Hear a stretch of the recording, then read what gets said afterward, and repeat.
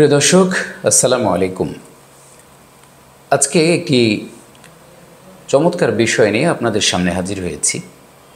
আর সেই বিষয়টি হচ্ছে কিয়ামতের দিন যেসব বস্তু মানুষের বিরুদ্ধে সাক্ষ্য দেবে। দুনিয়ায় বিচারিক আদালতে আমরা সাক্ষীর জন্য মানুষের কাছে ছুটে যাই, কিন্তু কিয়ামতের সেই কঠিন সময়ে বিচারের দিনে আমাদের অন্য কারো কাছে যেতে হবে না। বিচারক হিসেবে থাকবেন মহান রব্বুল আলামিন, আর আমাদের শরীরের অঙ্গ প্রত্যঙ্গই আমাদের কাজের সাক্ষ্য দেবে। আসুন আমরা যে বিষয়টি জানতে চাই সেটি হচ্ছে যে আমাদের বিরুদ্ধে কোন কোন বিষয়গুলো মূলত সাক্ষ্য দেবে। এ বিষয়টি নিয়ে আমরা আলোচনা করতে চাই। মানুষ প্রতিদিন যেসব কাজ করে সেগুলোর প্রতিদান অবশ্যই পাবে। ভালো কাজ করলে ভালো, মন্দ কাজ করলে মন্দ প্রতিদান পাবে। ভালো কাজ করলে ভালো প্রতিদান পাবে এবং মন্দ কাজ করলে মন্দ পরিণতি ভোগ করতে হবে। এটি আমরা সবাই জানি। মানুষকে ভালো প্রতিদান কিংবা মন্দ প্রতিফল প্রদান করা হবে সাক্ষ্য প্রমাণের ভিত্তিতে। আল্লাহ তাআলা মানুষের প্রতিটি কর্মের সাক্ষ্য রাখছেন। সে সাক্ষ্য মানুষের পক্ষে বা বিপক্ষে দাঁড়াবে।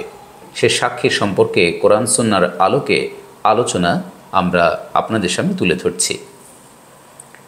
স্থান বা জায়গা। শয়তানের ধোকায়, নফসের প্ররোচনায়, পরিবেশের তাড়নায় কম বেশি আমরা সবাই গুনাহ করে থাকি। এই গুনাহ যে জায়গায় করা হয়, কিয়ামতের বিভীষিকাময় দিনে জমিনের ওই অংশ আমাদের বিরুদ্ধে সাক্ষ্য দেবে। পবিত্র কোরআনে বলা হয়েছে, সেদিন পৃথিবী তার যাবতীয় সংবাদ জানিয়ে দেবে। সূরা জিলজাল আয়াত নাম্বার 4।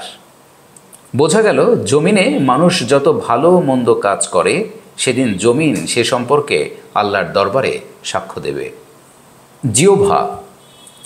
মহান আল্লাহর অপূর্ব সৃষ্টি মানুষের এক ক্ষুদ্রাকার অঙ্গ হল জিহ্বা। জিহ্বা আকারে ছোট হলেও এর প্রভাব ও প্রতিক্রিয়া অনেক বড়। এই জিহ্বার মাধ্যমে মানুষ তার মনের ভাব, অভিব্যক্তি ও কামনা বাসনা আদান প্রদান করে থাকে। ভাব প্রকাশের এই মাধ্যমটিকে সত্য ও কল্যাণকর ক্ষেত্রে ব্যবহার করতে হবে। এর বিপরীতে অনর্থক ও অপ্রয়োজনীয় ক্ষেত্রে জিহ্বা ব্যবহার করা মারাত্মকতম গুনাহ। রাসূল সাল্লাল্লাহু আলাইহি ওয়াসাল্লাম বলেছেন, যে কোনো ব্যক্তির ইসলামের অন্যতম সৌন্দর্য হল অনর্থক কথা ত্যাগ করা। তিরমিজি হাদিস নাম্বার 2317। এই জিহ্বার মাধ্যমে মানুষ যেসব গুনাহ করে থাকে, কাল কিয়ামতের ময়দানে জিহ্বা তার বিরুদ্ধে সাক্ষ্য দেবে। পবিত্র কোরআনে ইরশাদ হয়েছে, যেদিন তাদের কৃতকর্ম সম্পর্কে তাদের বিরুদ্ধে তাদের জিহ্বা, হাত ও তাদের পা সাক্ষ্য দেবে। সূরা নূর আয়াত 24। শরীরের অন্যান্য অঙ্গ। শরীরের মধ্যে আরও যেসব অঙ্গ প্রত্যঙ্গ আছে, নির্দিষ্ট ওই অঙ্গ দ্বারা যে গুনাহ করা হয়েছে, শরীরের ওই অঙ্গ কাল কিয়ামতের ময়দানে আল্লাহর দরবারে তার বিরুদ্ধে সাক্ষ্য দেবে। পবিত্র কোরআনে ইরশাদ হয়েছে, আজ আমি তাদের মুখে মোহর লাগিয়ে দেব, ফলে তাদের হাত আমার সঙ্গে কথা বলবে এবং তাদের পা সাক্ষ্য দেবে তাদের কৃতকর্মের। সূরা ইয়াসিন আয়াত 55। এই আয়াত দ্বারা বোঝা যায়, মানুষ যখন তার কৃতকর্মের কথা অস্বীকার করবে, তখন আল্লাহ তাআলা তাদের হাত পাকে বাকশক্তি দান করবেন। তখন শরীরের অঙ্গ প্রত্যঙ্গগুলো তাদের দ্বারা কৃত গুনাহের কথা সম্পর্কে সাক্ষ্য দেবে। কাঁধের 2 ফেরেশতা। মানুষের দৈনন্দিন জীবনের নেক কাজ ও বদ কাজ লেখার জন্য আল্লাহ তাআলার পক্ষ থেকে সম্মানিত 2জন ফেরেশতা প্রত্যেক মানুষের জন্য নিয়োজিত আছেন। তারা মানুষের কৃত সব কাজ পুঙ্খানুপুঙ্খভাবে লিপিবদ্ধ করে রাখেন। তারাই কাল কিয়ামতের দিনে গুনাহগার ওই ব্যক্তিদের বিরুদ্ধে আল্লাহর সামনে সাক্ষ্য দেবেন। পবিত্র কোরআনে ইরশাদ হয়েছে, অথচ তোমাদের জন্য কিছু তত্ত্বাবধায়ক অর্থাৎ ফেরেশতা নিযুক্ত আছে, সম্মানিত লিপিকার বৃন্দ, যারা জানে তোমরা যা করো। সূরা ইনফিতার 11 ও 12 নম্বর আয়াত। মানুষের আমলনামা। কিয়ামতের ময়দানে মানুষের আমলনামা তার কৃত গুনাহের ব্যাপারে সাক্ষ্য দেবে। এ ব্যাপারে পবিত্র কোরআনে ইরশাদ হয়েছে, আর আমল নামা সামনে রেখে দেওয়া হবে।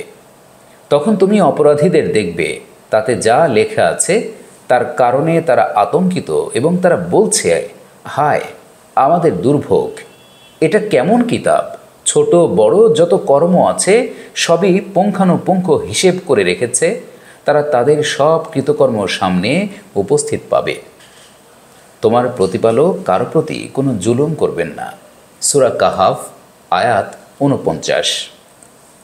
নবী মুহাম্মদ সাল্লাল্লাহু আলাইহি ওয়াসাল্লাম কাল কিয়ামতে উম্মতের বিরুদ্ধে সাক্ষ্য দেবেন। হাদিসে বর্ণিত আছে, প্রতি জুমার রাতে সব নবী ও আম্বিয়াদের কাছে তাদের জাতির এবং পিতামাতার কবরে তাদের সন্তানদের আমল দেখানো হয়। কানজুল উম্মাল ফি সুনানিল আকওয়াল, এ ব্যাপারে পবিত্র কোরআনে ইরশাদ হয়েছে, সুতরাং তারা ভেবে দেখুক সেই দিন তাদের অবস্থা কেমন হবে যখন আমি প্রত্যেক উম্মত থেকে একজন সাক্ষী উপস্থিত করব এবং হে নবী, আমি তোমাকে ওইসব লোকের বিরুদ্ধে সাক্ষী রূপে উপস্থিত করব। সূরা নাহাল আয়াত ৪১। কিয়ামতের দিন প্রত্যেক নবী রাসূল নিজ নিজ উম্মতের ভালো মন্দ কর্ম সম্পর্কে সাক্ষ্য দেবেন। সেই ধারায় মহানবী সাল্লাল্লাহু আলাইহি ওয়াসাল্লামকে তার নিজ উম্মত সম্পর্কে সাক্ষীরূপে পেশ করা হবে। স্বয়ং আল্লাহ তাআলা বান্দার ভালো মন্দ কর্ম সম্পর্কে কাল কিয়ামতের ময়দানে সাক্ষ্য দেবেন। এ ব্যাপারে পবিত্র কোরআনে ইরশাদ হয়েছে, হে মানুষ, তোমরা যে কাজই করো, তোমরা যখন তাতে লিপ্ত থাকো তখন আমি তোমাদের দেখতে থাকি। তোমার প্রতিপালকের কাছে অনুপরিমাণ জিনিসও গোপন থাকে না, না পৃথিবীতে না আকাশে, এবং তার চেয়ে ছোট এবং তার চেয়ে বড় এমন কিছুই নেই। সূরা ইউনূস আয়াত ৬১। অতএব আসুন অপ্রতিরোধ্য এসব সাক্ষীর কথা সবসময় মনে রেখে সকল গুনাহ বর্জনে সচেষ্ট হই। আল্লাহ তাআলা আমাদের তৌফিক দান করুন সকল ধরনের পাপাচার, অন্যায়, খোদাদ্রোহিতা, সীমালঙ্ঘন এসব থেকে নিজেদেরকে বিরত রেখে আল্লাহর নির্দেশ অনুযায়ী যেন আমাদের নিজেদের জীবনকে চালাতে পারি। প্রিয় নবী রাসূল করিম সাল্লাল্লাহু আলাইহি ওয়াসাল্লাম আমাদেরকে যেভাবে চলতে পথ দেখিয়েছেন, সেই চমৎকার তার দেখানো পথে নিজেদের জীবনকে যেন আমরা চালাতে পারি। আল্লাহর কাছে সেই তৌফিক কামনা করে আজকের মতো এখানে শেষ করছি। আল্লাহ হাফেজ।